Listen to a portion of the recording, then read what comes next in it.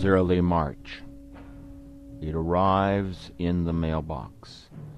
It is an omen of challenges, travel, decision.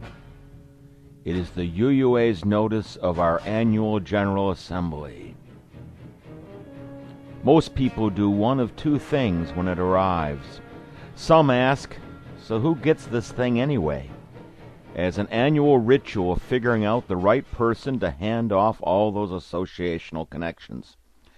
You know, it's interesting, in our free religious tradition, it's amazing how neglected our connectional understanding is. The right and responsibility of each person to seek, explore, and embody religious and spiritual concepts for herself or himself is equally balanced with a covenant between those people, and especially between congregations, that we'll seek out and honor our connections to each other.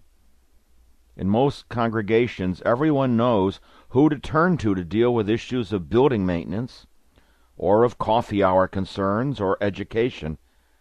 But who handles your associational connections? Do you place your minister in the position of having to not only be your chief spiritual officer, but also to be a cheerleader for the Unitarian Universalist Association? Is that what you want to do? Or is there someone who has been fired up by some previous district or associational event? You know, the person who hopes to be sent to future events, and you can force into the role of connector out of a sense of obligation or guilt. Or do you just give it to whoever the envelope went to last time? Well, Jose dealt with it. Let him do it again. But in other congregations, an excited volunteer or staff member quickly opens the envelope because inside is the all-important information about registration and especially housing. The March 1st housing deadline and all the details of the options is the most important aspect of General Assembly for many people. Can I get the room I want? In the hotel I want? Where all my friends are going to be? And the rest of the packet is sort of shuffled aside. But what is in that pile of other items? Information about how to get to the General Assembly city, how to do General Assembly on a low budget, the tentative agenda for the General Assembly, and, oh yes, those delegate cards. Some will say, well, we don't need to deal with these right now. General Assembly is not until June. Others will say, so, we know who gets these. They always go. We don't even have to wonder about it. Stop. These items and their issues do need to be dealt with right now, and how you deal with them should not be a matter of either assumption or presumption. It's time, right now, to think about how you would choose your delegates to General Assembly. So let's first take a look at what's included in that important envelope. There are instructions about delegates. Read this sheet carefully. There are delegate cards and absentee ballots. Treat these like currency, valuable and hard to replace. We'll talk about the delegate cards in a moment. Once they are in a safe place for distribution later, you can begin to do the most important task of any congregation around General Assembly issues. Decide who will represent your congregation's interests, your congregation's choices, your congregation's will. The delegates you choose will be voting on matters as specific as bylaw changes affecting the whole association, and as universal as statements of conscience, which bring alive the principles of our association in action in the world. This is all heavy-duty business. Your choice of delegates and your process of choosing should reflect the deepest values of your congregation. So just for a minute, take out your congregation's statement of vision and mission. I hope you can find it easily. It might be printed on your weekly bulletin, or maybe it is in your congregation's directory, or maybe you need to access your congregation's website to find it. Okay, got it? If not, pause this movie, find it, and come back and press play again. What? You don't have or can't find a mission or vision statement currently adopted and easily available for your congregation? That's like trying to drive through an unfamiliar state or commonwealth without a map. How do you know where you want to go? How do you know what routes you want to take to get there? But that's a subject for another presentation. So I'm assuming that all of you watching this film now have your mission and vision statements. Everything you do to select your General Assembly delegates should embody these statements. But wait, I see someone just raised a hand. You. Yes, you. You say that your congregation's bylaws have a detailed process about how delegates will be chosen? Well, good for you. Anyone else in the same situation? Great. Of course, you would not want to go against those bylaws. But I have to ask, how many of you with such bylaw clauses actually exercise those rights and responsibilities? In my experience, too often, in the absence of a required congregational nomination and election process for delegates, what happens is it's in the bylaws, but as an after-the-fact decision, the board decides they'll take care of it. And even where the bylaw decals are observed religiously, a larger question arises. Just because the bylaws tell us how to make the appointing decision does not mean that everyone is off the hook. You see, delegates are not just about being selected or elected. It's about development, recruitment, nomination, and election. Now we're back to those mission and vision statements. What they are about is that they tell us where we hope to go and how we'll get there. And that needs to be implemented in every aspect of congregational life, and especially in a role as essential as representing your congregation in the larger matrix of connection, which is the Unitarian Universalist Association. So with your vision and mission in mind, think again about your delegates. Does it matter to your congregation, based on its stated values, if only people with their own resources can be delegates? Does it matter, based on your professed vision, if the same people go year after year without any chance for wider participation? Does it matter, based on your vision of what you hope your congregation will look like in the future, if your delegates all look more like the past than the future? Does it matter if the diversity and inclusion envisioned in your loftiest statements of shared ministry to the world is reflected in your delegates? You see, choosing your delegates to the General Assembly is far more important than just finding people who are willing to go. Choosing your delegates is a practical expression of who you are as a congregation and what you say you want to become. So here is a 10-step process for you and your congregation to follow in selecting your General Assembly delegates. 1. Read the materials in the announcement packet thoroughly. And this is best done by a group rather than just one individual. If you have a denominational affairs committee or its equivalent, then you have a group. If not, put together an ad hoc group, including, if possible, someone who's been to General Assembly, one of the presiding officers of your congregation. In some congregations, this might be the president. In others, it might be the vice president. Or maybe it's a director holding a related portfolio. Include any professional leaders in your congregation, like a minister or a religious educator.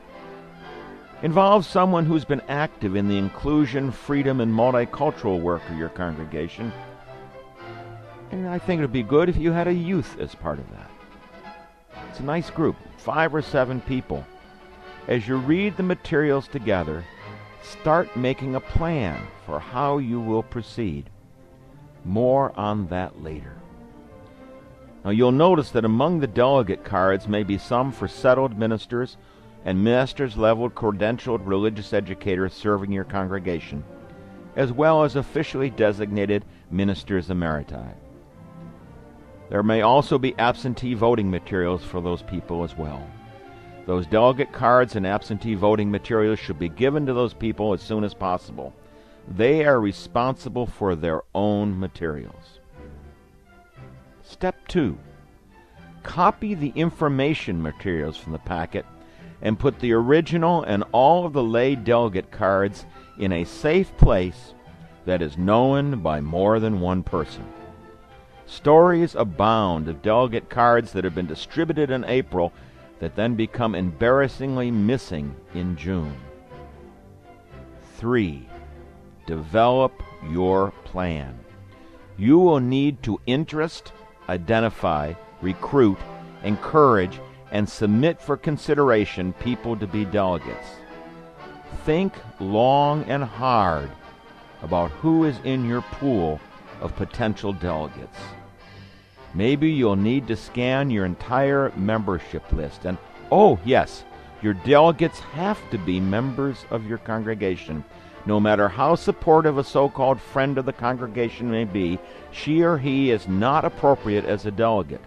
Delegates need to be legal voting members of your congregation.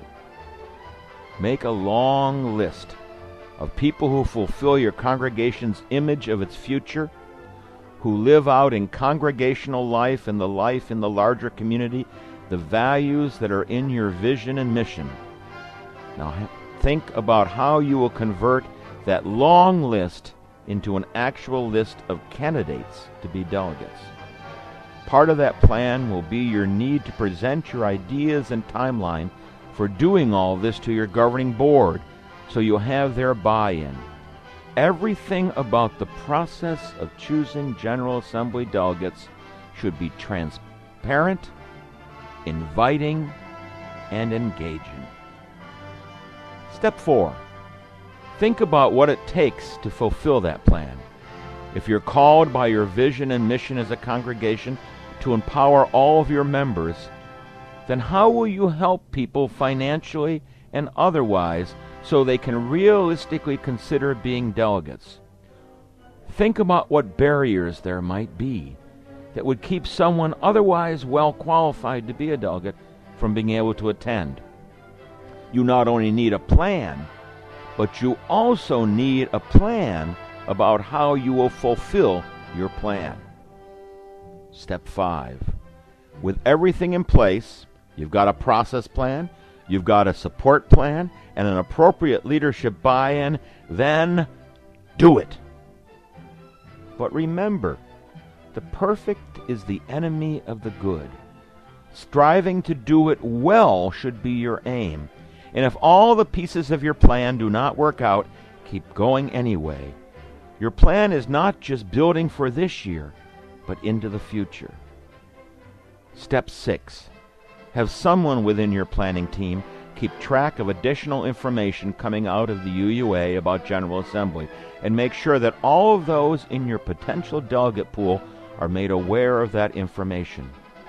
Also, this person would schedule opportunities for the congregation as a whole to express their thoughts about the business items on the agenda for General Assembly, so potential delegates could be informed about the sentiments of the congregation. In some congregations, the delegates may even be directed on certain votes, but much more often, delegates are left free to bring their sense of their congregation into the lively consideration of issues in the discussions at General Assembly. But your delegates can't do that if they don't know what others of your members are thinking and feeling. Step 7. Don't worry, especially about housing at General Assembly.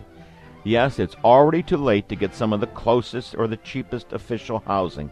The UUA has adopted a housing policy which is antithetical to most congregational delegate selection plans, requiring that congregations have delegates known before March 1st. If your congregation is like mine, most of our members don't know before March 1st if they will be available for that week in June, except, of course, for our retirees and those of wealth.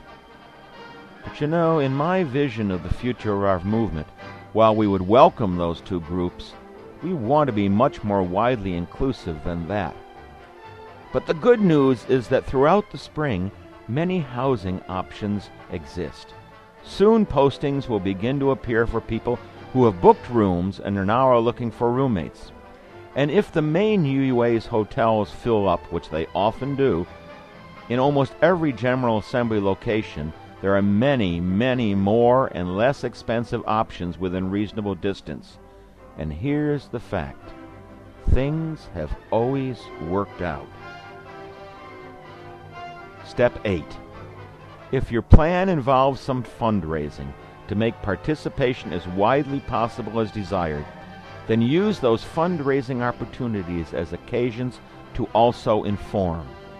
Congregations which feel they are all involved in the General Assembly process, and not just that a couple of people mysteriously chosen go off to General Assembly, congregations that feel they own the whole process are congregations that are growing.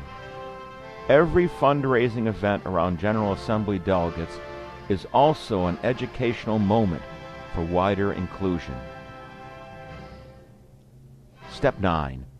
Be aware of options. Not every delegate chosen by a congregation can easily attend in person.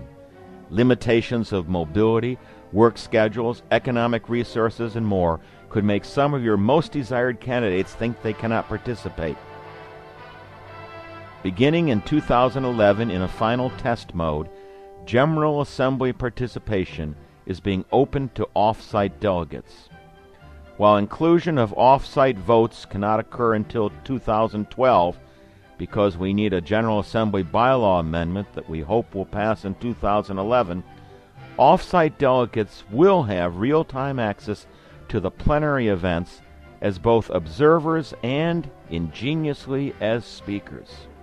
They will be put in the same queue waiting at the microphones as people on site. They will also have direct input into the mini-assembly process. All of this will be carried out over the internet with a nominal registration fee, much, much less than the regular General Assembly registration fee. If you are considering for appointment delegates who might be participating off-site, you can broaden your pool of potential delegates even more by providing a congregational internet base for their participation so they don't have to own their own computer and have their own broadband access. Lots more on this option is available at www.uua.org/offsitega. But again, remember there is a deadline involved. April 15th to apply for the 2011 test group, which may or may not match your plan's timetable. By 2012, the deadline for off-site participation should be much closer to the General Assembly. And finally, step 10. Think of this year's plan as a prelude to your General Assembly 2012 plan. Consider how some of these crucial steps would be easier if spread over more months, and how much more meaningful things like recruitment and fundraising would be without the intense time pressure. Imagine how it would feel to know that you could have all the elements completed next year by February 15th, so you would not be behind the curve on registration and housing deadlines. Think how much more diverse and visionary your delegate team could be if you had that longer view. Well, there's the 10 steps. And then, when your delegates have been recruited and selected, informed, and if possible funded, around June 1st, go get those delegate cards and hand them to your delegates, but not in some kind of private setting, but in front of your whole congregation. Perhaps you'll have some words recognizing that they are representing the whole congregation, and then they will truly become delegates of your congregation. Now, this movie can't cover everything, and your questions will form the next phase of this process. Send me an email with any questions or clarifications. I can be reached at rbecker@uua.org. And from your questions, I will compose a frequently asked question page with more information. And everyone who sends me a question or a comment will get sent a link to the FAQ page. So send in those queries. Remember, Unitarian Universalism can only be as strong as we stand together with one another in connection, So choose well how you connect into this wonderful world of free religion that we share.